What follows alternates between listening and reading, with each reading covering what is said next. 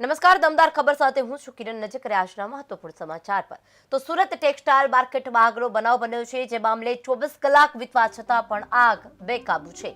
ફાયરના જવાનો દ્વારા ચલાવાય છે સતત પાણીનો મારો. ફેબ્રિક કાપડના જથ્થાને લઈને આગ અન્ય દુકાનોમાં પણ પ્રસરી. 450 દુકાનો આગની ઝપેટમાં આવવાનો ખતરો છે. Collector, police commissioner, SMC commissioner ઘટના સ્થળે પહોંચી છે. ફાયર બ્રિગેડ દ્વારા બ્રિગેડ કોલ જાહેર કરાયો છે. સતત પાણીના મારો ચલાવવા છતાં પણ હજુ પણ આગ પર કાબુ મેળવાઈ શક્યો નથી. અન્ય દુકાનોમાં પણ માલ સામાન બળીને ખાખ થાય તેવી શક્યતા સેવાઈ રહી છે.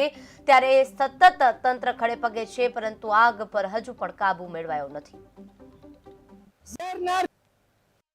શક્તિ ટેક્સટાઇલ માર્કેટમાં ફરી એકવાર આગે વિકરાળ સ્વરૂપ ધારણ કર્યું છે. ત્યારે 24 કલાકનો સમય વીત્યો છે, પરંતુ હજી આગ ઉપર કાબુ મેળવાયો નથી. આપ જોઈ શકો છો 200 જેટલા ફાયરના જવાનો, 80 ફાયરના ટેન્કરો અને 20 જેટલા ફાયર એન્જિનો સાથે 2 આધુનિક પ્લેટફોર્મની મદદથી આગ ઉપર કાબુ મેળવવાના પ્રયત્નો હાથ ધરાયા છે. 24 કલાકનો સમય વીત્યો છે, પરંતુ હજી સુધી આગ ઉપર કાબુ મેળવાયો નથી. આપ જોઈ શકો છો આધુનિક જે પ્લેટફોર્મની મદદથી અત્યારે સતત જે પાણીનો મારો ચલાવવામાં આવી રહ્યો છે. ત્રીજા માળ ઉપર આવેલી દુકાનોમાં આગ પ્રસરી ચૂકી છે.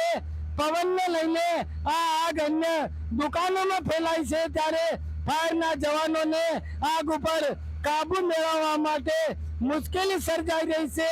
24 કલાકનો સમય વીત્યો છે. ખાસ કરીને અંદર દુકાનોમાં રહેલા જે ફેબ્રિક કાપડના જથ્થાને લઈને આગે વિકરાળ સ્વરૂપ ધારણ કર્યું હતું અને આ આગ અન્ય દુકાનોમાં પ્રવેશી છે. જે એનઓસી અને ફાયરના જે નિયમોનું ઉલ્લંઘન થયું હતું, આવી દુકાનોને થોડાક દિવસ પૂરતી સીલ કરવામાં આવી અને ફરીવાર સીલ ખોલી દેવામાં આવ્યા. ત્યારે આખરે આ કેટલા દિવસો સુધી આ ચાલ્યું રહેશે?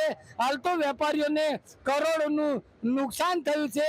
આગ ઉપર સંપૂર્ણ કાબુ મેળવ્યા બાદ સમગ્ર જે નુકસાનની પરિસ્થિતિનો ત્યાગ સામે આવશે. કેમેરામેન આરિફ સાથે બલદેવ દેસાઈ, કેટીવી ન્યૂઝ ગુજરાતી, સુરત.